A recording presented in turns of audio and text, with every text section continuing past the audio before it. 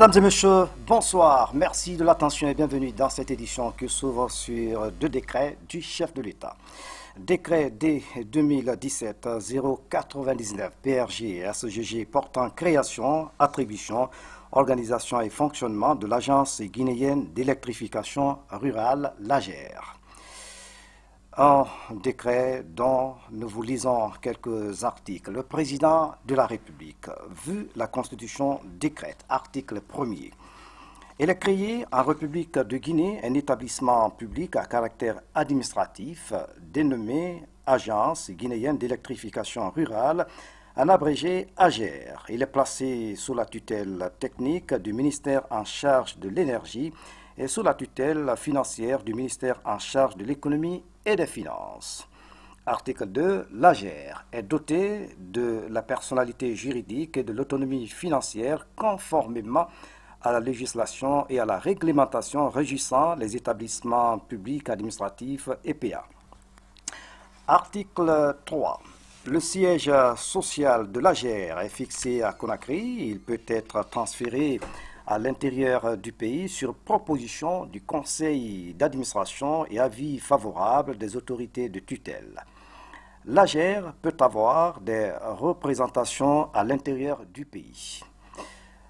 Article 4. Le domaine d'action de l'AGER est l'électrification rurale regroupant toutes les activités de production, de transport et de distribution de l'énergie électrique concourant à satisfaire les besoins énergétiques des communautés rurales et périurbaines. L'électrification rurale concerne tous les villages, toutes les agglomérations non desservies par le concessionnaire principal EDG et l'ensemble des centres autonomes dont la puissance nette installée est inférieure ou égale à 500 kW, à l'exclusion de tous les chefs-lieux des préfectures et de toutes les installations d'autoproduction. Article 5. L'AGER a pour mission de mettre en œuvre la politique du gouvernement en matière d'électrification rurale. Article 38. Le taux de prélèvement sur kilowattheure vendu et son mode de réactualisation sont définis par l'arrêté conjoint du ministère en charge de l'énergie et du ministère en charge des finances.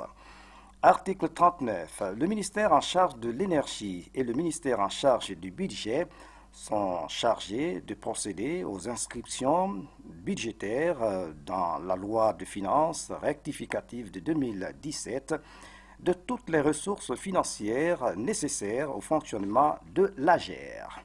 Article 40. Le présent décret qui abroge toute disposition antérieure contraire prend effet à compter de sa date de signature et sera enregistré et publié au journal officiel de la République.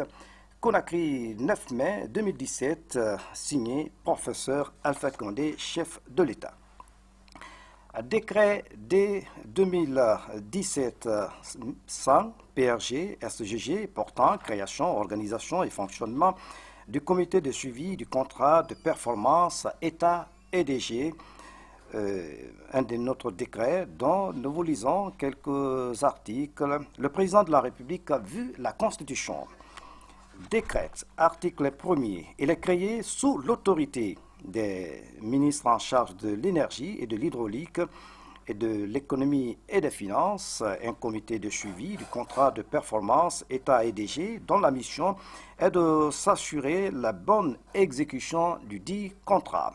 À ce titre, il est particulièrement chargé de réviser et d'actualiser les objectifs de performance sur proposition de l'auditeur des contrats, de s'efforcer à régler dans le cadre d'une concertation régulière ainsi que d'une procédure amiable toute difficulté qui viendrait à surgir du fait de problèmes de toute nature, technique, juridique, administratif, et comptables, économiques et financiers rencontrés par l'une ou l'autre partie et par les deux parties dans le cadre de l'exécution du contrat de performance.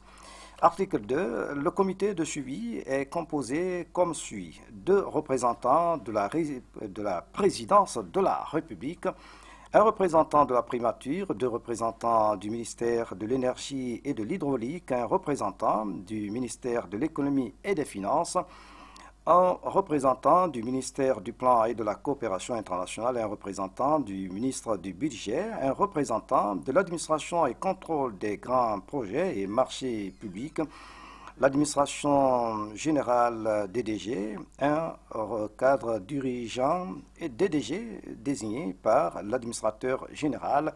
L'auditeur des contrats y participe en tant qu'expert.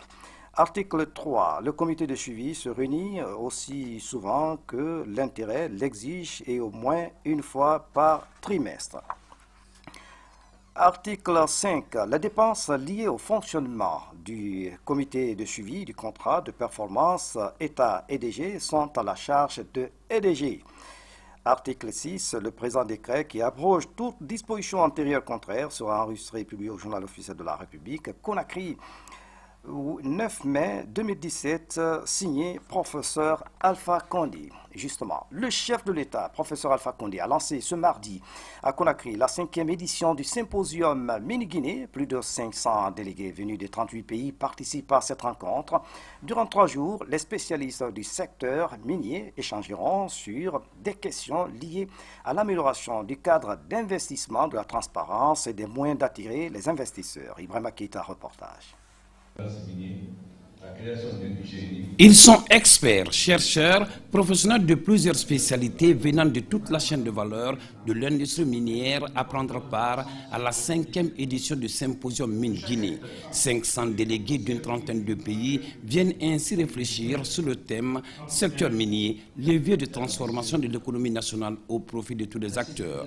Du cadre d'investissement en passant par les réformes engagées pour l'investissement, le financement, la mutualisation des infrastructures connexes, les infrastructures géologiques, l'industrie de la bauxite, les enjeux et défis de transformation jusqu'à la diversification de la production, l'environnement ou encore le partage des bénéfices de l'investissement minier sont des thématiques qui seront épluchées durant 3 jours par les participants. Il s'agit ainsi pour le gouvernement guinéen de renforcer sa politique de promotion du secteur minier afin d'attirer de nouveaux investisseurs dans le secteur.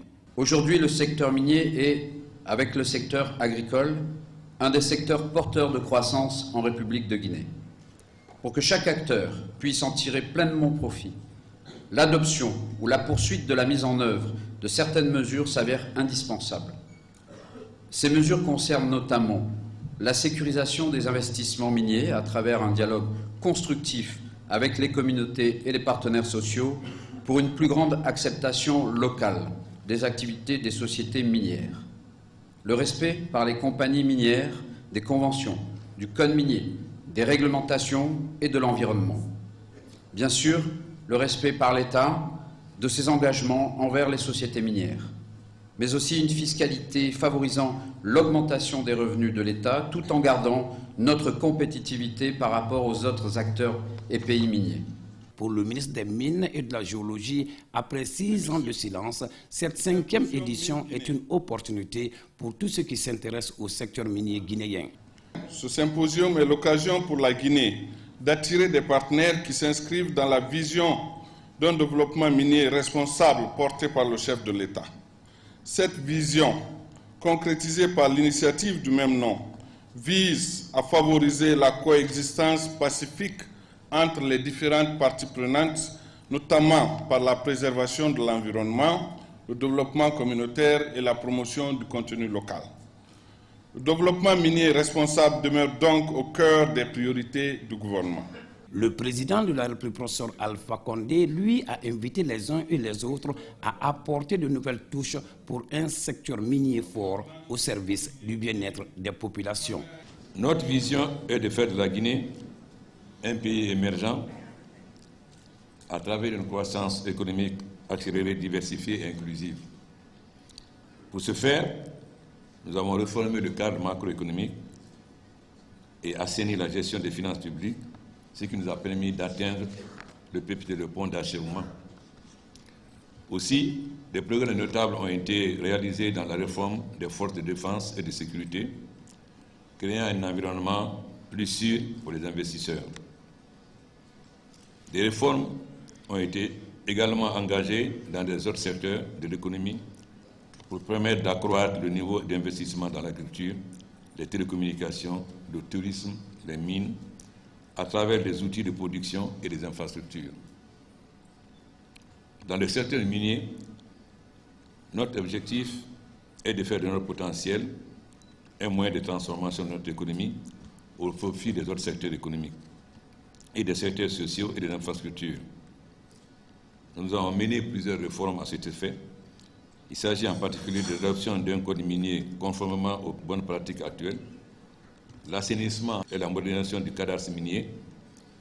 Il faut remarquer que nous avons récupéré plus de 800 permis. Nous avons des gens qui prenaient des permis. Ils ont le droit de garder le permis 2 ans renouvelé une fois.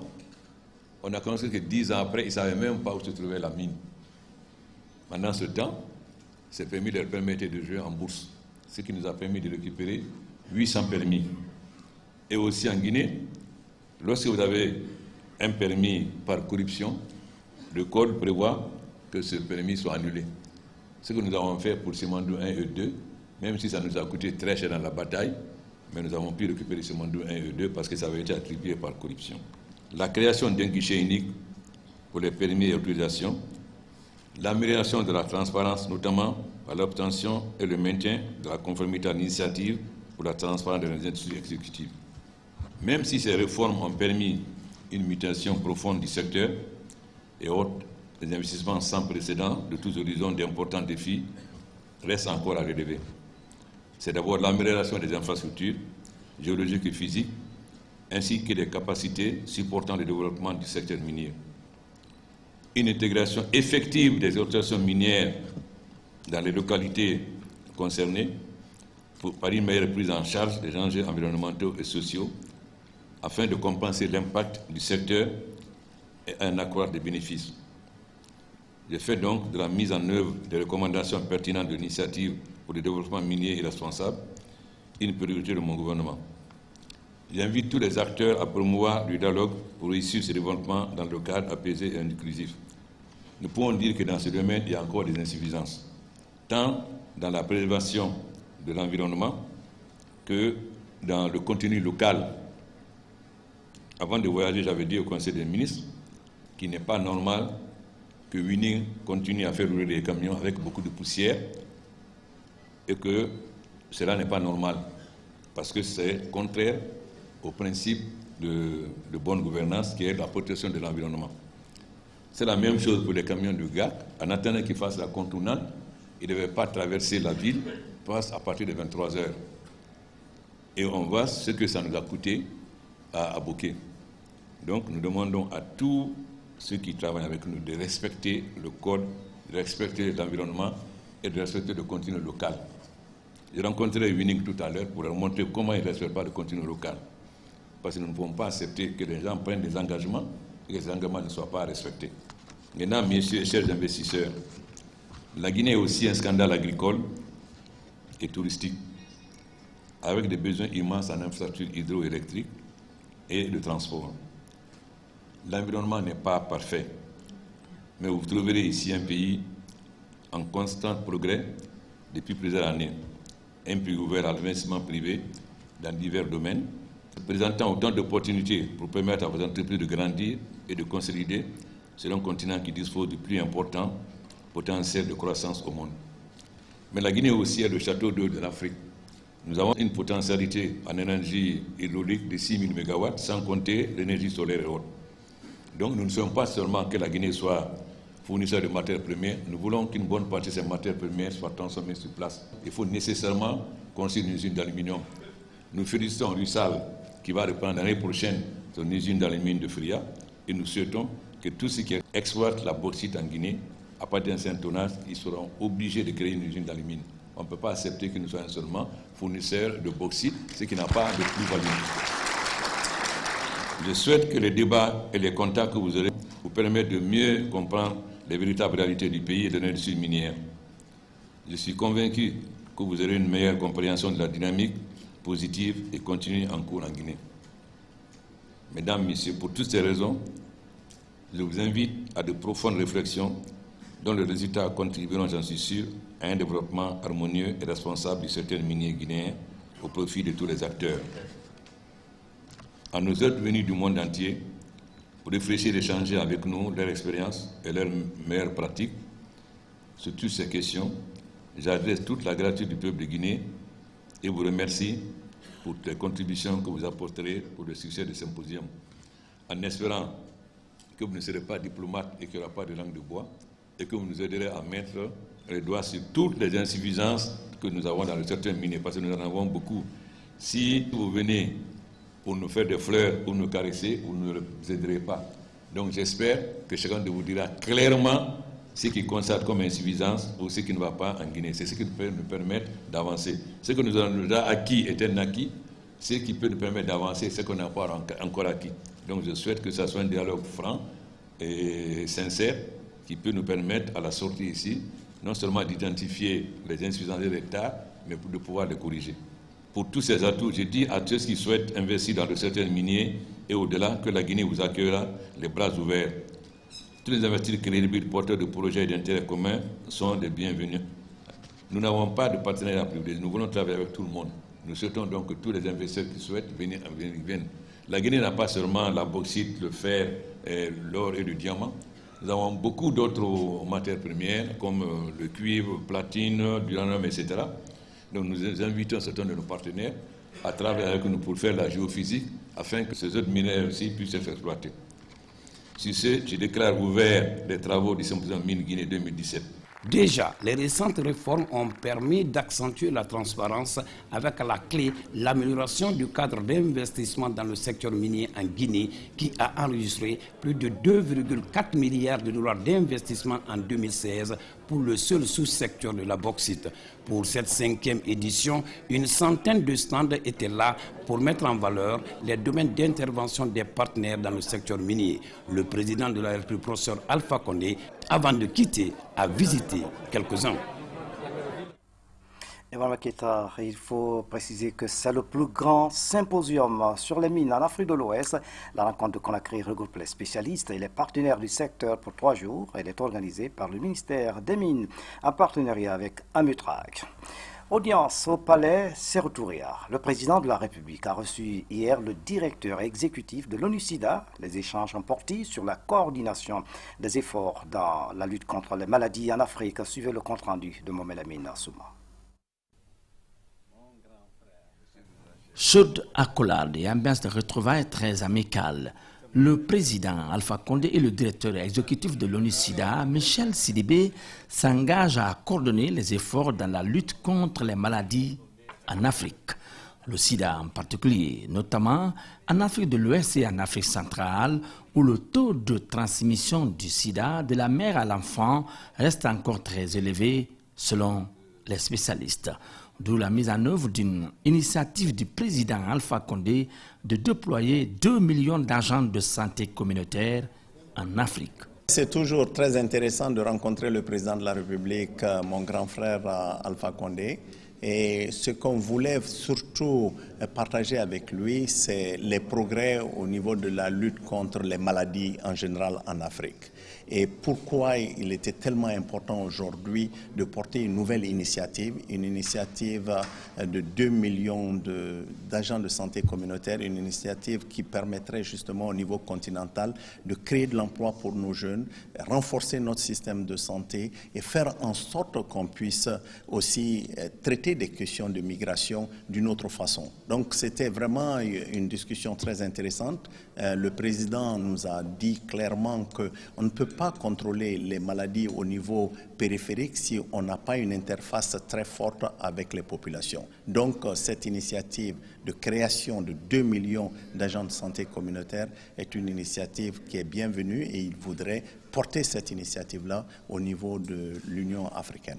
Deuxième chose, nous avons discuté bien sûr du fait que l'Afrique de l'Ouest et l'Afrique centrale restent un peu à la marge de nos progrès. Et quand on voit par exemple l'Afrique australe dans la lutte contre le sida, la plupart des pays qui nous faisaient tellement peur aujourd'hui sont en train d'éliminer la transmission de la mère à l'enfant. Ce sont des pays qui ont plus de 80% de couverture, alors qu'en Afrique de l'Ouest et en Afrique centrale, on a 3 personnes sur 4 qui n'ont pas accès au traitement. Alors, on voudrait utiliser, bien sûr, encore une fois, la présidence du président de la République de la Guinée, la présidence, bien sûr, de l'Union africaine, pour pousser cet agenda pour l'Afrique de l'Ouest et l'Afrique centrale. Et on a parlé aussi de comment mieux coordonner les efforts de la lutte contre les maladies, comment faire en sorte qu'on ait une architecture institutionnelle qui pourrait permettre de mieux gérer les ressources tout en faisant en sorte qu'il y ait moins de duplication. Le directeur exécutif de l'ONU-SIDA et son équipe ont affirmé qu'ils apprécient hautement tous les efforts du président Alpha Condé, président en exercice de l'Union africaine pour le progrès du continent. En santé toujours, une cinquantaine d'experts de l'Union africaine étaient à Conakry pour une réunion du comité consultatif. Il a été question d'examiner des stratégies de lutte contre le paludisme, la tuberculose et le sida en Afrique. La rencontre était organisée par le ministère de la Santé en collaboration avec le laboratoire du sida. Les précisions de Adia Toubari. En Afrique, le paludisme, la tuberculose et le sida touchent près de 60% de personnes. Le continent enregistre le taux de prévalence le plus élevé de ces pathologies, même si des progrès sont enregistrés par endroits. Nous espérons que l'essentiel de ce qu'ils vont faire va porter sur l'adaptation du plan stratégique de la lutte contre ces 3 maladies aux objectifs de développement durable. Et à côté de ça, définir des stratégies sur les financements nationaux de la lutte contre ces différentes maladies. C'est-à-dire, indépendamment des partenaires techniques et financiers, qu'est-ce que les gouvernements eux-mêmes mettent sur la table dans le cadre de la lutte contre ces maladies. Cette session statutaire de Conakry se veut plus concrète. La création de 2 millions d'emplois pour le continent est l'une des priorités de la rencontre. Les recrues seront essentiellement composées d'agents de santé communautaires. Une stratégie à base communautaire pour accélérer l'éradication du paludisme, la tuberculose et le sida. Aujourd'hui, le défi, c'est d'avoir des agents de santé communautaire qui peuvent aller vers la périphérie. Le défi, c'est de créer ces 2 millions d'agents de santé communautaire. Le défi, c'est qu'il y ait un financement qui puisse accompagner ce processus pour qu'on finisse avec ces 3 épidémies. Au terme de 2 jours de travaux, ces 50 experts de l'Union africaine pour la lutte contre ces 3 maladies ont élaboré de nouvelles stratégies. L'accès à des médicaments abordables et de bonne qualité, en mettant un accent particulier sur les progrès en matière d'accès aux médicaments et d'harmonisation de la réglementation des médicaments en Afrique. Ces différentes propositions vont être examinées en juillet prochain à Addis Abeba par les chefs d'État et de gouvernement. Leur application devrait permettre d'éliminer définitivement le paludisme, de réduire considérablement le nombre de décès dus à la tuberculose à 75% et de mettre 90% des séropositifs du continent sous traitement antirétroviral avant 2030. Dans l'actualité encore, l'Agence nationale de l'assainissement et de la salubrité se concerte avec les responsables impliqués dans les opérations d'assainissement de la capitale. Objectif informer et expliquer aux acteurs les nouvelles dispositions prises pour débarrasser Conakry des ordures. Omelamine Kamara. À peine les premières pluies sur Conakry, la ville fait face aux immondices. Le long de certains axes routiers, certains citoyens se débarrassent de leurs charges nauséabondes dans les bacs à fleurs. Les fossés de 2 mètres pour les eaux usées sont bouchés en partie. Il y a un problème de civisme. Les gens qui viennent verser, même si tu les parles, ils vont t'insulter. Ils vont te dire que ce n'est pas devant ta porte. Ou bien il faut les prendre, tu les envoies là où tu veux. C'est ça le problème. Face à l'urgence, l'Agence nationale de l'assainissement et de la salubrité publique confère avec les acteurs impliqués dans les opérations d'assainissement. Cette nouvelle structure présente son plan d'action. Le souci est de débarrasser Conakry de ses immondices. Conakry produit 1000 tonnes de déchets par jour. Et le président de la République, le professeur Alpha Condé, nous a doté d'équipements qui aujourd'hui permettent à l'agence de transférer les 1000 tonnes jour que Conakry produit continuellement. Nous avons envisagé des mesures qui vont être assez importantes pour l'assainissement de la ville de Conakry. Par rapport à ces dispositions, une commission va être mise en place pour essayer de faire l'état des lieux au niveau des communes, au niveau des quartiers, avec l'implication effective des autorités du gouvernorat, pour que nous définissions une ligne de conduite qu'on va suivre. Le renforcement des capacités opérationnelles des petites et moyennes entreprises de collecte d'ordures existantes, la création de nouvelles structures, la dotation des collectivités de Conakry d'équipements et la sensibilisation des citoyens sur des comportements civiques sont entre autres stratégies que l'agence et le département de tutelle entendent mettre en place. Il faudrait donc absolument la propreté commence d'abord chez chacun de nous, dans nos cases, dans nos maisons, dans nos cours, et ensuite dans nos districts, dans nos quartiers. Et finalement, ça couvre la commune, ça couvre la ville. Si cela n'est pas, il n'y a pas d'assainissement. J'en appelle au sens civique des uns et des autres, de toutes les Guinéennes et de tous les Guinéens, pour que nous fassions de l'assainissement la préoccupation individuelle et collective de tous les citoyens. À l'issue de cette rencontre, l'Agence nationale de l'assainissement et de la salubrité publique va élargir son plan d'action aux autres villes du pays. L'autre image de l'actualité nationale, la route de Dubrika, fait de nouvelles victimes ce mardi. Un camion a percuté un véhicule de transport à Kagbelen Village. Le bilan provisoire fait état de 3 morts et des blessés graves. La situation est préoccupante. Voici le reportage de Abdoulaye Diallo. Dubrika est de nouveau endeuillé par un accident de la circulation. Cet après-midi, ce véhicule de transport en commun est percuté par un camion qui a perdu le contrôle. Un bilan de 3 morts et 4 blessés graves. Parmi les blessés transportés à l'hôpital préfectoral de Dubrika, 2 élèves. C'est un accident de circulation qui a été produit au niveau du pont de Kagbelen Village, après la station. Alors que le pays est encore sous le choc de la tragédie de Yorokogia, ce deuxième cas d'accident enregistré en 3 jours dans la commune urbaine de Dubrika a provoqué la colère des populations. Le camion est brûlé et des barricades sont érigées à l'entrée du centre-ville. Les manifestants réclament plus de responsabilités des conducteurs, particulièrement ceux des poids lourds. Et ceux qui ont trouvé la mort aujourd'hui, ce sont nos amis. On est mal maintenant de ces faits-là, quoi. Donc nous voulons que ça soit arrêté. Ce dernier cas d'accident porte à 29 le nombre de personnes qui ont trouvé la mort sur la route de Dubrika. Une réalité qui relance le débat sur la problématique du contrôle technique des véhicules et le respect des codes de la route par les usagers. Et puis en plus bref, 28 morts et plusieurs blessés. Le bilan de l'accident de Yoropogia s'alourdit. Le syndicat des transporteurs se dit profondément choqué. Il compte prendre des mesures draconiennes pour sauver des vies humaines et il invite les autorités à renforcer le contrôle au niveau des barrages.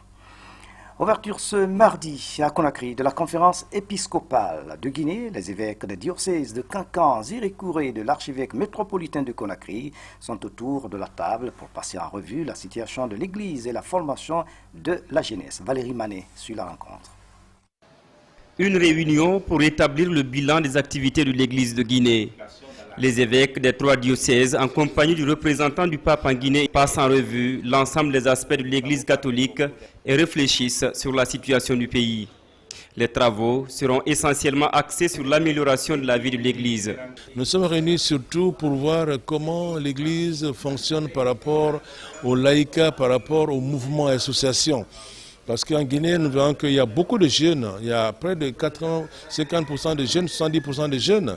Et donc il faut les accompagner. Accompagnés par les mouvements, par les chefs religieux, par nous-mêmes, pour qu'ils se sentent soutenus dans leur foi et dans leur activité. Pour sa première participation à ces travaux, le nouvel évêque de Kankan affiche sa satisfaction d'être au milieu de cette élite épiscopale. Ce qui me tient à cœur, c'est vraiment la construction de cette église de Dieu qui est en Guinée. Cette conférence va aider à consolider l'éducation chrétienne, un aspect qui manque souvent dans l'éducation des enfants.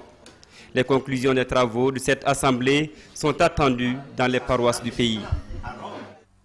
Dans le même registre, certaines sommités de l'islam en Guinée et dans la sous-région se sont retrouvées la semaine dernière dans le district de Katogouma, c'est à Boké. C'était à l'occasion de la 20e Fidaou de la dite localité. 3 jours de retrouvailles auront permis aux musulmans de faire des prières pour le pays et de se recueillir sur les tombes des différents walious de Katogouma. Abou Karim Kamara était de la partie. Voici son reportage. Katogouma, l'un des points d'ancrage de l'islam dans la préfecture de Boké. Le mausolée du village incarne cet esprit. Dans le sanctuaire reposent les différents walious qui se sont succédés. Le premier de ces érudits est Mohamed Lamine Bayo, affectueusement appelé Mfadiabi. L'homme aurait tout donné pour la prospérité de l'islam à Katogouma. Il a été l'un des timoniers de l'installation de la religion musulmane dans le village-là, par l'adaptation ou par sa disponibilité qu'il a eue pour l'adoration de Dieu. Et c'est dans ces élans-là que Dieu l'a reproché, il a reproché, et il a été reconnu, et il a eu le titre de calife, pour ne pas dire le savant. 84 ans après la mort du waliou, son ombre plane encore sur le village. D'où la tenue d'un fidao chaque année au cours du mois de bénédiction du calendrier lunaire.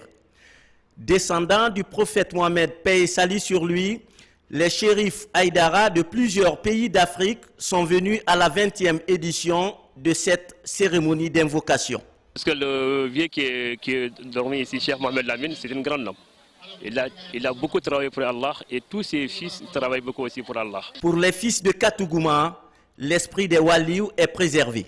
Ma grand-mère paternelle est originaire de Katogouma. C'est un village de sainteté.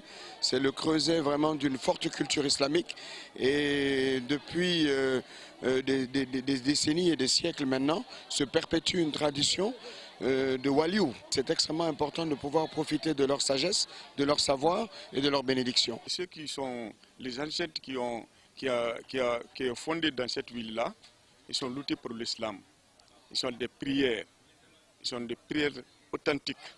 Une fois que tu arrives, tu vois les parents, vous faites les prières ensemble. Quand vous partez, vraiment Dieu va vous soulager. Selon l'histoire, Mfadiabi s'est installé à Katogouma il y a près de 2 siècles sur recommandation de son maître. Aujourd'hui, le FIDAO permet aux ressortissants de parler de développement du village, de la paix et de la cohésion sociale. Et puis l'ambassadeur de Guinée aux États-Unis, son Excellence Mamadi Kondé, vient de rencontrer une ONG guinéenne. Il a été question de renforcement de la coopération de Washington. Voici la correspondance de Hassine Ben Bangoura. Au cours des échanges avec les officiels de l'ambassade, les responsables de l'ONG ont relevé de nombreuses difficultés, mais ils se sont félicités de quelques progrès réalisés après plusieurs mois d'activité sur le terrain.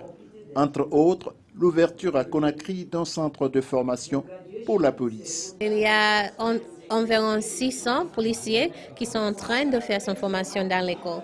Ça, c'est la première chose, c'est la professionnalisation de la police à Conakry.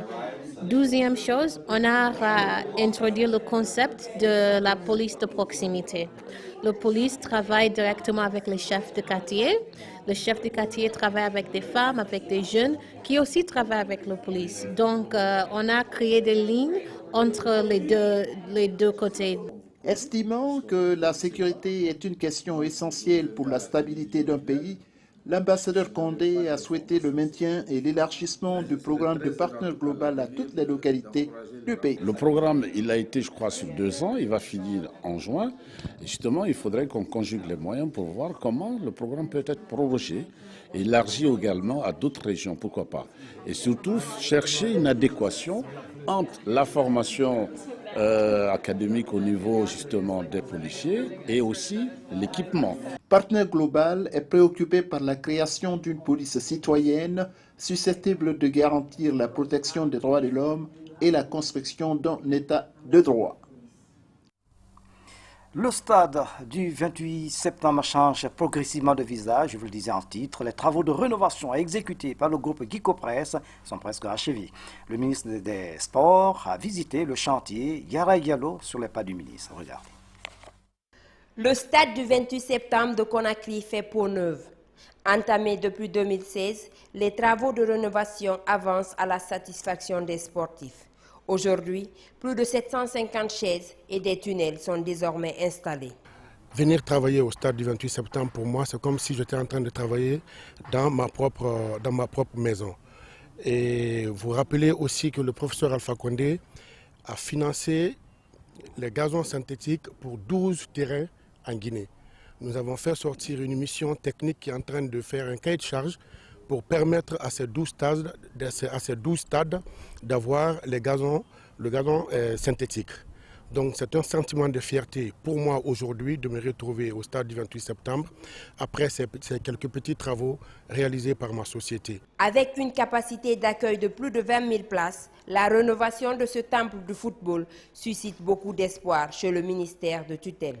Le grand souci de la Guinée, c'était d'abord d'avoir un seul stade homologué par les instances fêtières du football, la CAF et la FIFA.